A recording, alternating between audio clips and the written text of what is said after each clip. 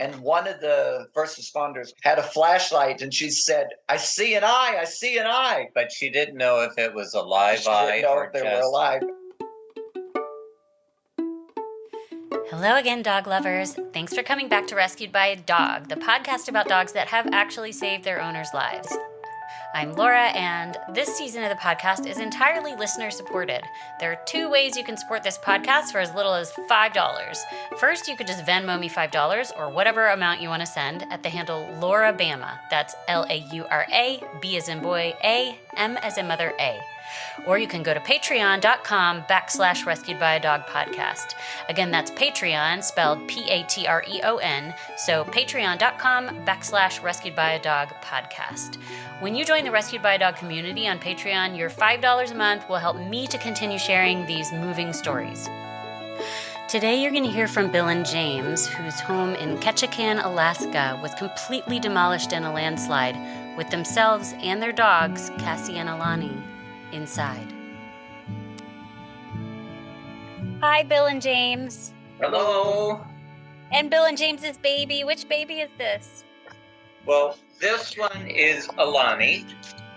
Bill and James, thank you so much for joining me despite what you're going through right now. I understand that you have a GoFundMe that's going to help you restore some of your costs, because my understanding is also that your insurance company has said they will not pay for the complete loss of your home due to it being a landslide. Thank you for mentioning the GoFundMe. Yeah, it's Support James and Bill's Recovery from Tragedy. If people put in Bill and James Recovery from Tragedy, they'll find your GoFundMe. Yeah. Okay. And hopefully through this story, we can get you all some help that you need. And you will also be helping our listeners by sharing this incredibly warm-hearted story about your dogs. So to get us started, why don't you tell me, what are your dogs' names and what do they look like? Yes.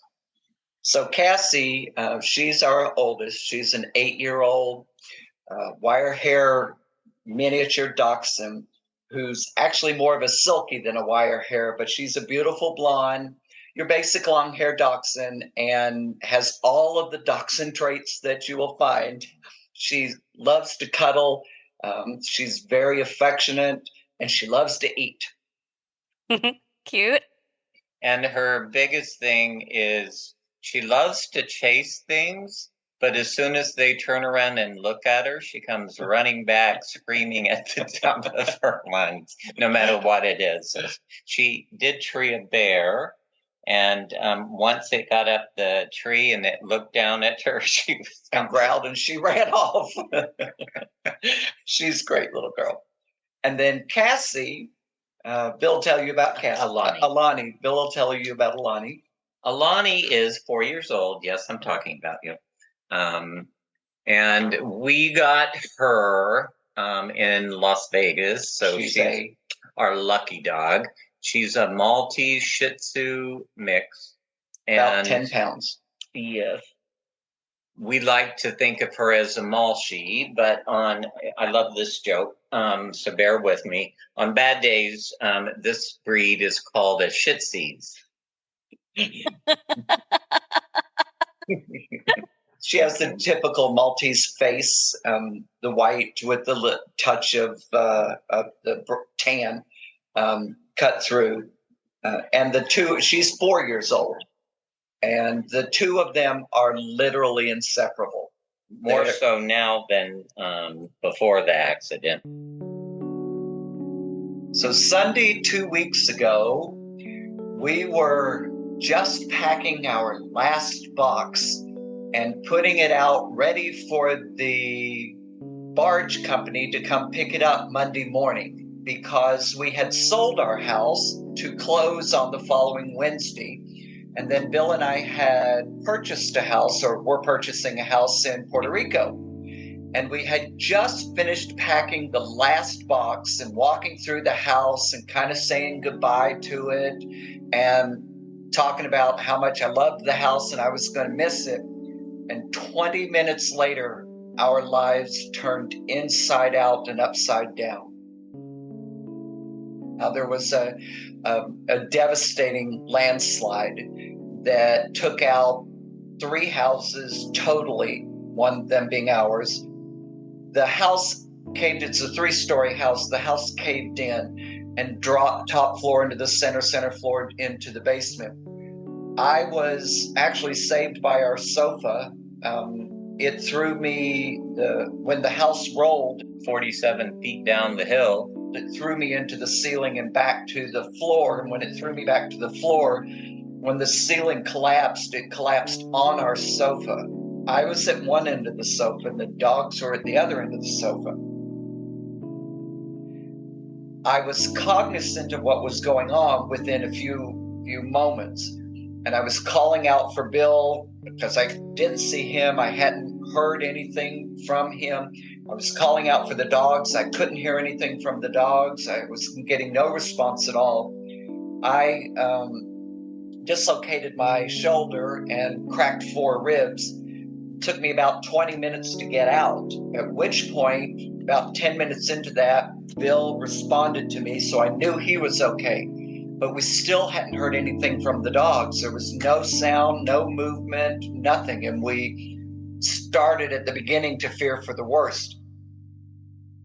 The first responders took over an hour to cut Bill out. He had dropped into the basement and was actually saved by our dishwasher, which created a bridge over where he was laying and protected him. We got out and were both taken to the hospital and asked the first responders, please go back in, please go back in. Our dogs are in there. You've got to go after our dogs. But the house wasn't safe enough to go into because it was still moving. The landslide was still active. And Bill and I spent the next 48 hours being taken care of, constantly questioning, has somebody gone to look for the dogs? And every time they would always say, well, we're doing what we can, we're listening, but we can't hear anything, and nothing like that. And the EOC, the National Guard, etc., that had arrived said no.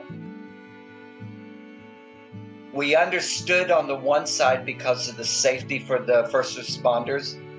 And I think if any one of them had heard anything, it wouldn't have mattered. Matter of fact, I know that without a moment's hesitation, it would not have mattered. They would have gone into that house one way or the other if they had heard anything. But both of these girls were silent until the 7th day. They never said a word. Rick was in that house for an hour. Yeah, no sound. Nobody can go in. No one will go in. So on the 5th day, the chief fire marshal crawled through the house, took over an hour trying to work his way through the entire house. And nothing, no sound. Yeah. Once we got to the 5th day without water, and then on Friday, when they told us no, we found nothing, I could not think of anything other than they had to have passed. And Saturday, we kind of said our goodbyes to them and accepted the fact that we'd lost our kids. Yeah, it was an emotional goodbye. Then Sunday morning at 7 a.m., the first responder crew that was leaving, that does a roundabout of the area, heard a whimper. And they went crazy. Everybody. They just went crazy. So the crew that was leaving, they wouldn't leave. And the new crew that was coming on, they all merged on the house and they started crawling through every nook and cranny that they could get into and look into. And one of the first responders, what's her name? Crystal had a flashlight and she said, I see an eye, I see an eye. But she didn't know if it was a live eye. She didn't know if they were alive. And then she blinked and she goes, oh my God, it's one of the dogs. She blinked. So everybody started tearing in and moving wood and stuff out of the way so that they could get in. and she reached in to get Cassie, and Alani, being very protective, snapped at her, and she screamed, but she didn't scream from pain. She screamed saying, "They're both alive, they're both alive." And Rick Hines called us 7 a.m. very early, especially me.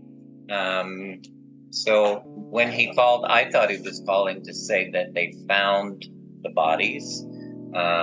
So I was preparing myself. I could overhear him talking through the phone, but he wasn't talking negatively.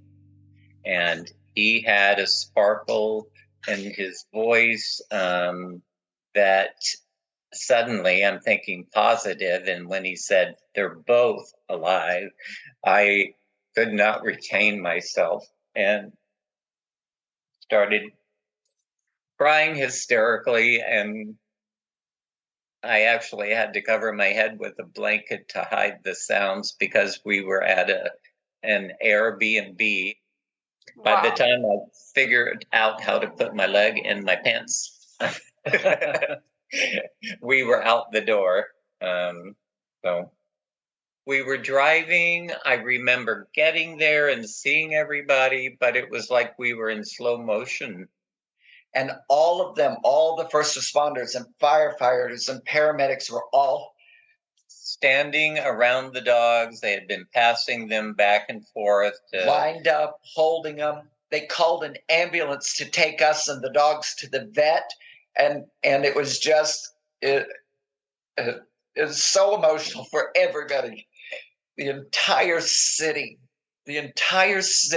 got a moment of joy. It was the first good news anyone in the city had really heard for a week.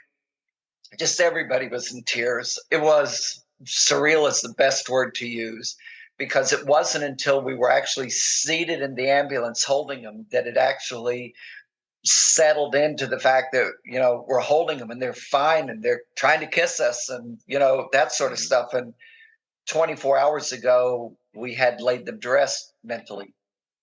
When we first came up to the dogs, they didn't seem to recognize us.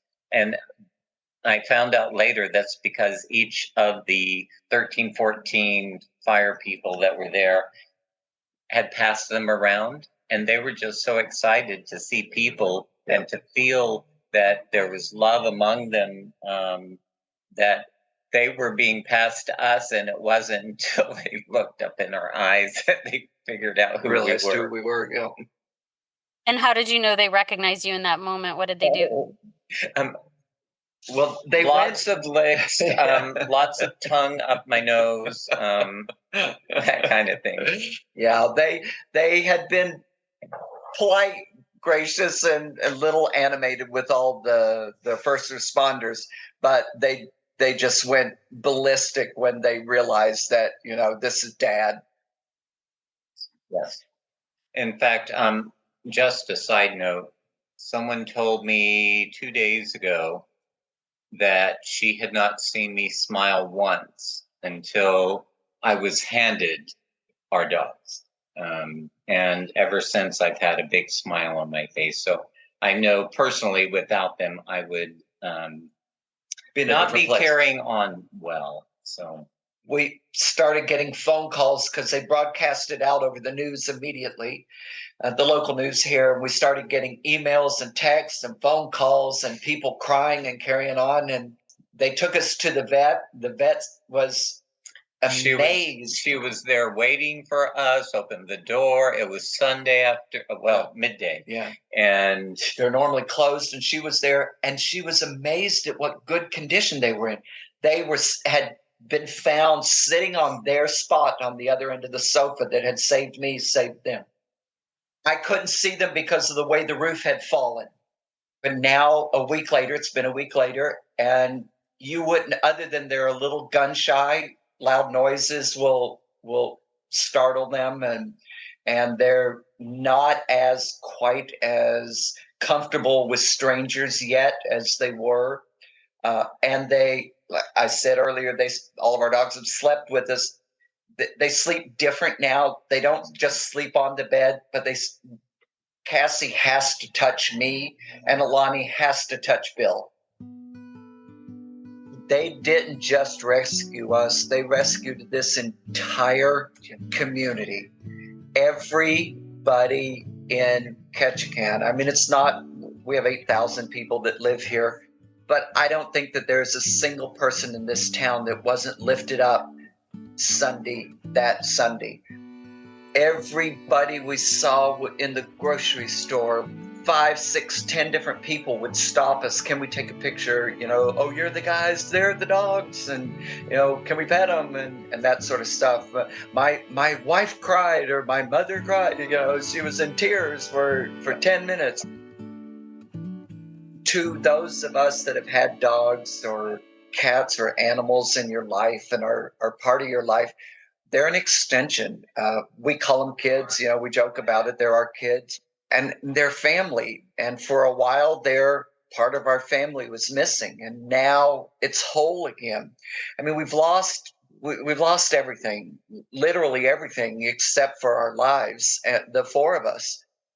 But that's what has kept us, I think, a little more sane, a little more centered, because there's somebody else to hang on to cuddle with at night. Now it's the bed's full instead of just the two of us.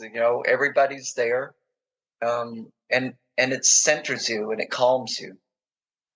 If you can remember a day or a moment that was particularly happy with you two and both of your dogs, what were you doing in that moment?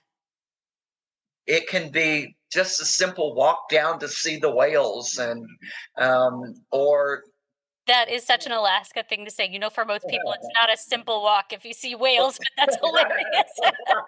Very true. So, do they like to walk down to the water? Oh, yeah. Yeah, they do. They do. And the docks. And Alani, when she gets excited, if she knows, has picked up on the fact we're about to go for a ride or we're about to have dinner, whatever the scenario is, she loves standing up on her back feet and doing I don't know what to call it, where dogs do their two arms together. You would think she was in the circus with the hat on, running around and on her back feet, and she just sits there and pats at you, going, come on, it's dinner, it's dinner, it's dinner. What are you doing? What are you waiting for? When she wants attention, she will do twerking with her rear end. She does. She twerks. It's like she has Tourette's all of a sudden, because her rear end is not connected to the rest of her, and it just starts twerking. Almost in rhythm sometimes. Kathy, if she wants something, she comes up and very much like a cat does. She'll bat at you. She'll hit you on the arm. She'll crawl up behind the sofa behind us and then whop you at the head.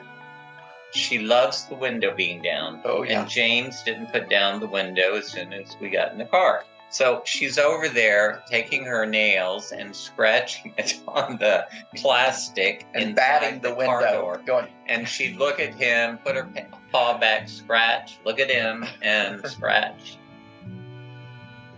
If Cassie and Alani could understand human English, what would you like to say to them?